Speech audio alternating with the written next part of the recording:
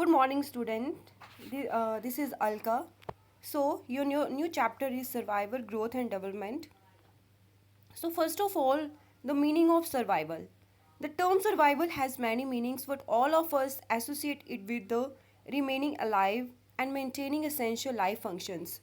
At a basic level, so children remain alive and capable of basic functions when they are provided with care, adequate food, and protection from disease causing organism. So if they are suffer from lack of nutrients or develop infection, they need to overcome these assaults as they threaten their survival. If the children come from low income family, it is very important to provide them extra food and give adequate nutrient in right amount and proportion.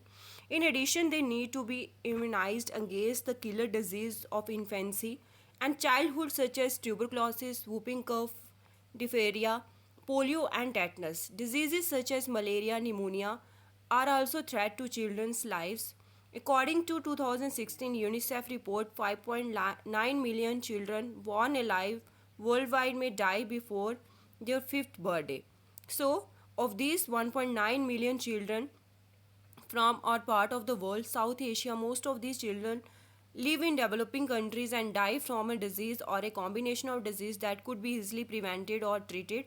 Antibodies or pneumonia, for example, or a simple mix of salt and sugar of diarrhea. Malnutrition contributes to over a third of these deaths. So, first of all, what is growth and development? We have been using the word growth and development in the text. Do you mean the same thing or they different? They have slightly different meaning. Growth refer to change in size or quantity, that is physical changes that can be measured. Development refer to changes in quality. Increase in weight, height and the size of internal organ is growth. However, we do not only grow in size with physical body.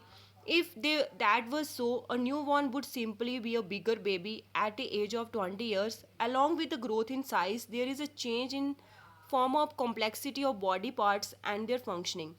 Thus, the infant began to raise her head, then roll over the back, then sit up, then crawl, walk, and then run. These changes are qualitative. Within each of these qualitative transformations, there is a quantitative change. Thus, when the child begins to sit, he can sit without falling over for a longer period of time. When he begin to walk, he can walk swiftly. It is evident that the child grows from infancy to the preschooler years. There is an increase in height and weight. Also, the proportion of various body parts such as the head and chest change. So, growth refer mainly to physical change. Developmental occur across the many dimensions simultaneously. The infant thinking capabilities, we can define that over time of the physical structure, psychological traits, behavior, ways of thinking and adapting to the demands of life. So these changes are progressive, orderly and last for the reasonable length of time. By progressive, it is meant that these changes result in the child acquiring skills and abilities that are complex, finer and more efficient than the ones that precede these. By orderly, it is meant that there is an order in development. Every development is built on the previous one and cannot occur before it. The changes must last for a reasonable length of time to be called development. When the infant cries with hunger, there is a change in behavior. But as soon as infant is given food, he stop crying. Thus, the crying behavior lasts for a very short time. Such a short behavior change is not development.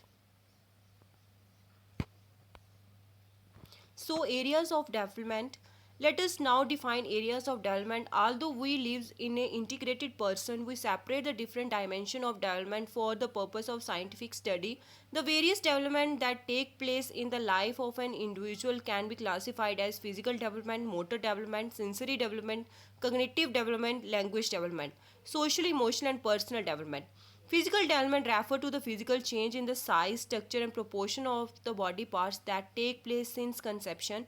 Motor development refer to the control over body movement which result in increasing coordination between various parts of the body.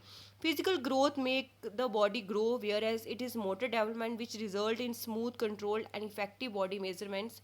The control over movement is brought out the about movement of the muscles of the body. Motor development is of two types. First is gross motor development, refer to control over the movement of the large muscles of the body, such as muscles of the shoulder, thigh, upper arm, lower arm, abdomen, and back.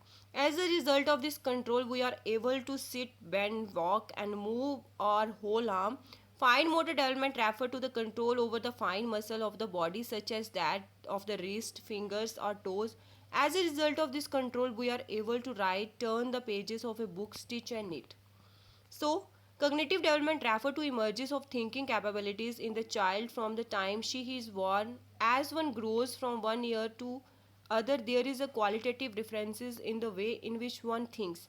These changes in our way of thinking are because of changes in our mental structure and understanding of experiences, and this is referred to as cognitive development. To give such one example, the infant behave as if the object removed from his her eye does not exist anymore. It is only in the school half of the second year of life that infant begin to understand the object exists even though they are out of the sight. So, sensory development refer to the development of the sensory capabilities of vision, hearing, smell, touch, and taste. While the infant is born with family well-developed sensory capabilities, these refine and develop further with age. For example, the newborn can focus his eyes on faces and objects west when they are 8 inches from the face. Gradually the child visual abilities develop to enable her eyes to focus an object whether they are farther or nearer. So, next is language development refer to the changes that enable that infant who can only cry at the time of birth to understand the speech of others as well as speak complex sentences. Social development refer to the development of those abilities that enable an individual to behave in accordance with the expectations of the society, form and sustain relationship with people. Emotional development refers to the emergence of emotion and learning of the social acceptable ways of experiencing them. Personal development refers to the domain of self and includes the evolution of one's idea of who he she, what personal talent and skill one has, and what ambition for the future or hold. Although all the above domains are listed separately, personal, cognitive, social, other, in fact, these are simply different dimensions of an individual in real situation and must be understood as such. For instance, a child learning how to ride a cycle, that is physical side, and also corresponding the emotional side may be fear of excitement that must be considered while teaching how to ride a cycle. So, good nutrition has an important role in growth and development. As children enter school age, nutritional needs increase. In fact, there are differences in the nutrient requirement of boys and girls from the age of 10 years. So, there are various ways of classifying childhood years into different stages. One such approach is to classify childhood based on nutrient requirement as suggested by the ICMR. The stages thus identified would be as follows. First is infancy, birth to 6 months and 6 to 12 months. Preschool 1 to 3 years and 4 to 6 years. School year 7 to 9 years and 10 to 12 years. It is interesting to note that nutrient requirement of boys and girls remain the same till the age of 9 years. Once the child completes 10 years, the nutrient needs of girls and boys start to differ. So, now let us try to understand the relationship between growth and health. We all that normal health is a good indicator of health, but normal growth by itself is not sufficient to predict good health. Of resources and conditions such as adequate educational and physical stimulation within the home are required to ensure that broader development milestones are achieved. So, stages in development you have read till now. One way of classifying the human lifespan, that is on the basis of nutrition requirement in the field of child development in lifespan, is classified into stages on the basis of milestone of development. By this term we mean specific abilities, tasks or skills that most children achieve within the age range.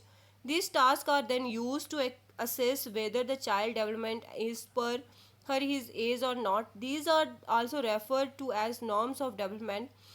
There are milestones in each area of development, and his will become clear to you as you read the chapter further.